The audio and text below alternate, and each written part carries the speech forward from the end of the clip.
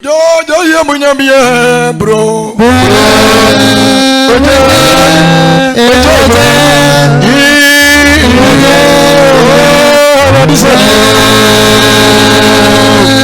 Ya dia sembia buan mana siamna. Dia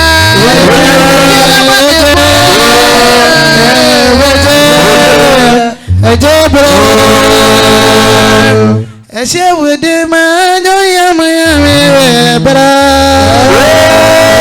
wede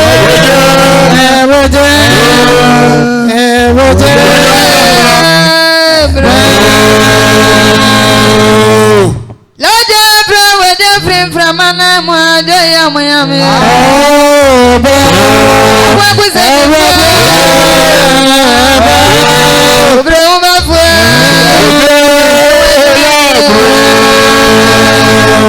Edna kono ya chaya mena ya maya bra adina mafa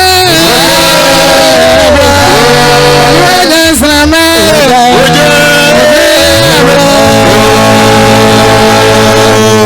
wadi fweni na ya saya jaya mre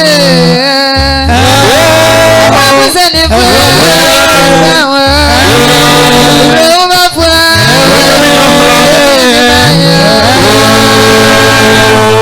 Akonda nyame ya bra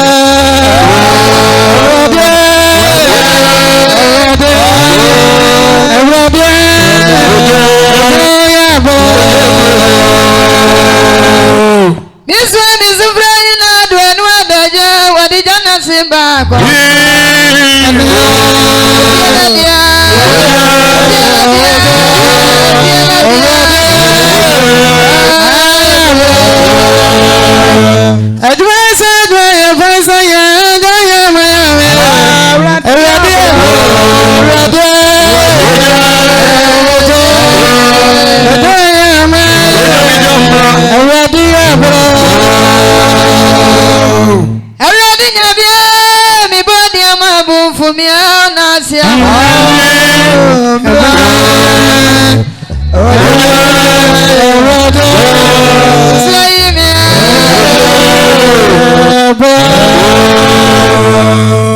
Asya wede manyo ya bra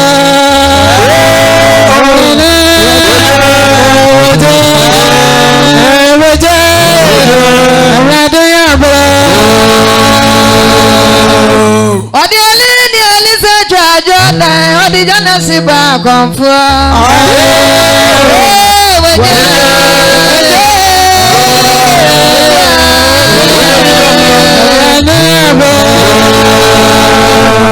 Asya wade ya maya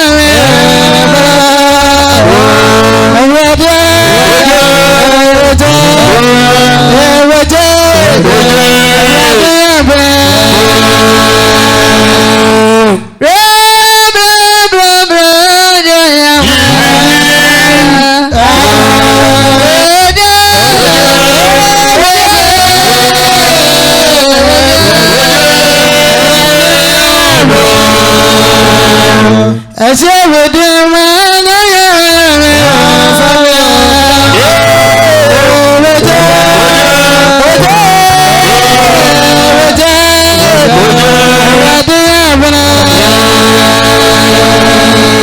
If you are going to find my nasiamna,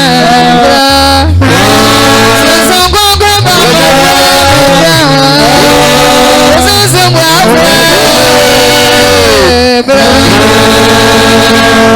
Abomaka datiantu na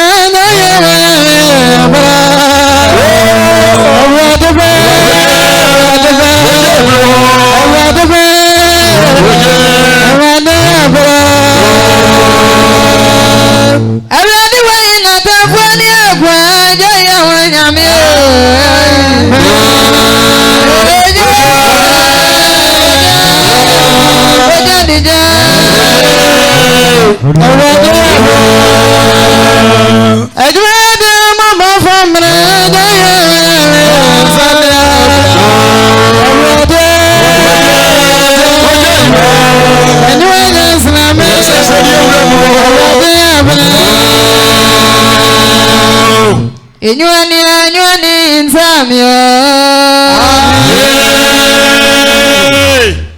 Okufuni inyuani nsamyo.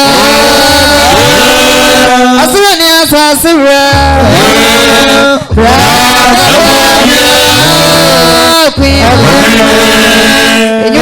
Inyuani nsamyo.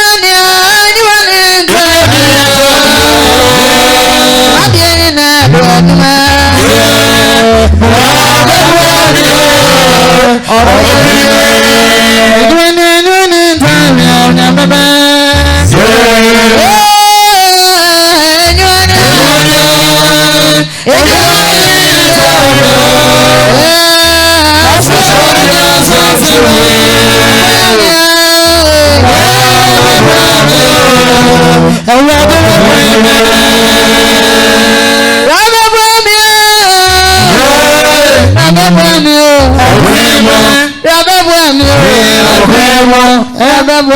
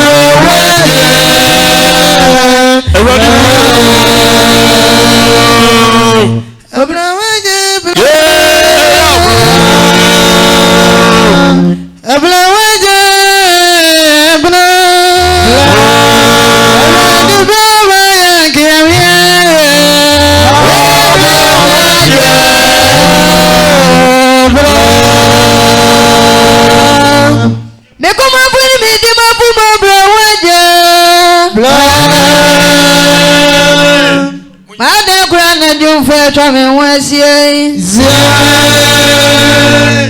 Amani, dear, damn you, I don't want. I'm saying, I mirror. What you miss on us when you will be well? When you go for us, oh, by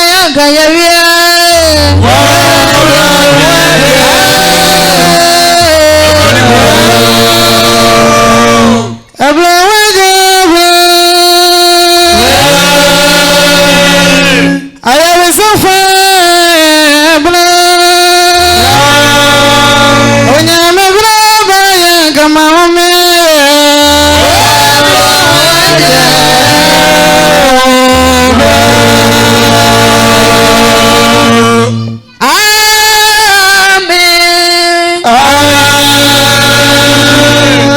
It's only to win you, you are the one going. I want a boss on your assassin. I put in your woman now.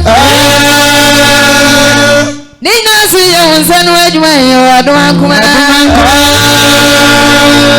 They come up with me, give up my brother. Wait for you, we have been from a new when I was out to Jonathan Timber for the one. Every lesson is by Agamaria.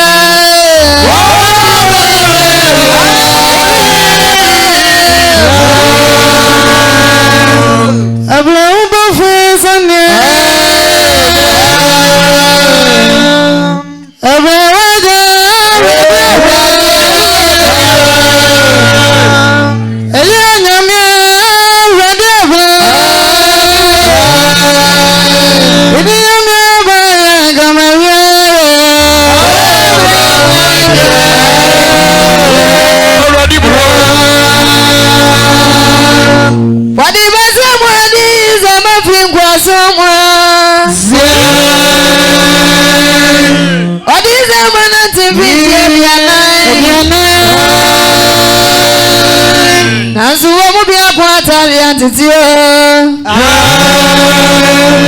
To me, back running in Amuya.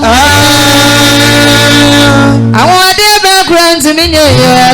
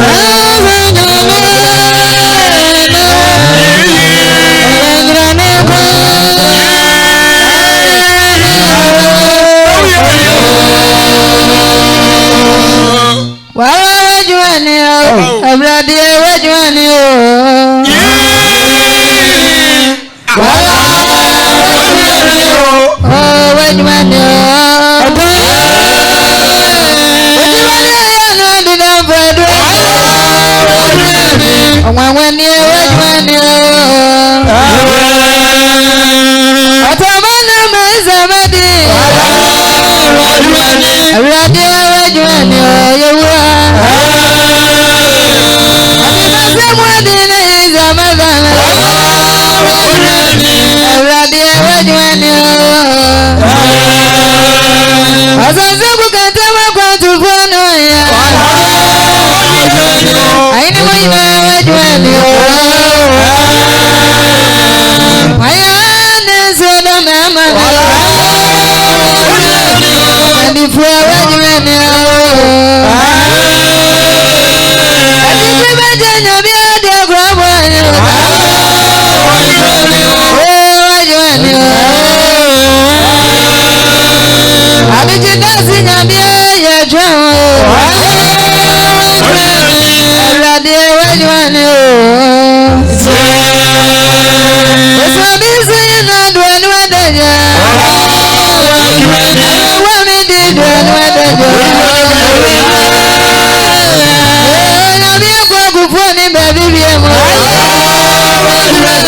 Awurade wajwani Okwasa matiasi fwenye ni opedi meya wajwani Kumisuzuwa Awurade wajwani Obife Awurade mami anu abwa Obife Awurade mami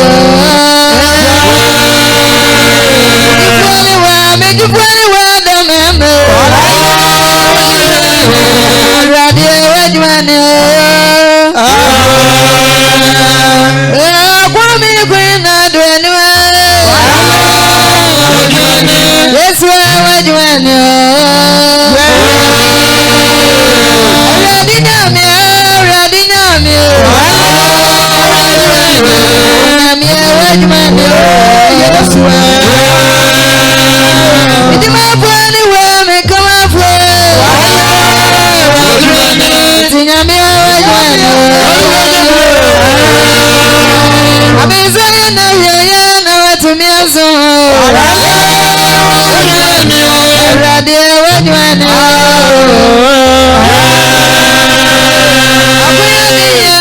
Akuyade Awurade Awurade sabema Akuyade miwa Akubeni amani ebeni o Awurade wajwani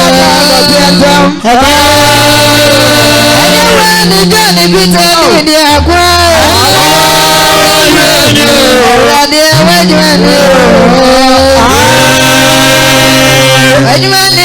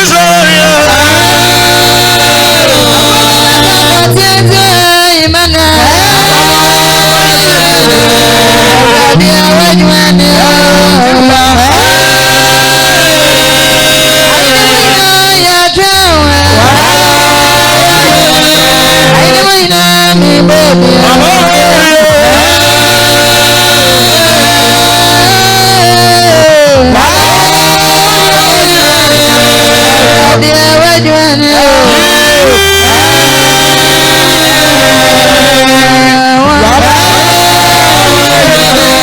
Yeah.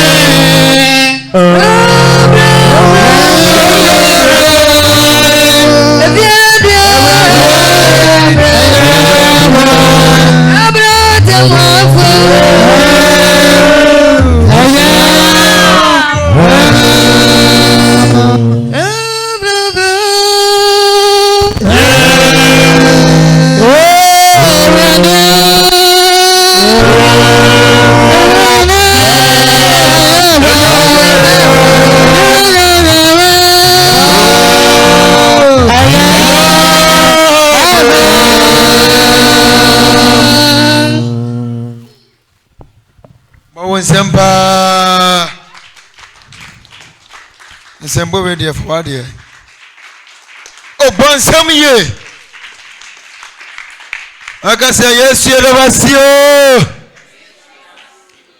Yes, you was you.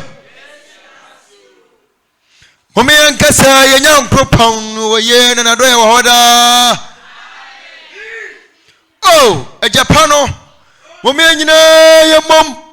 Nyanasi se oye na nadoya no ewohoda yeda na se onam na domuni na homobro so wakaye na oboy hobai wanyama se de otamfo epe yambone ni yamra to nyina achi ohuyambo abuyambema na enna se de nanu da wakano Hebrew so edabi Why nam David so yes wa se enne etisa na siatia yamfa ensachira adwen na wona nanke enya nkokko bi no saa ennanu nti na wonam David so disiwa se nkrofo bi Israel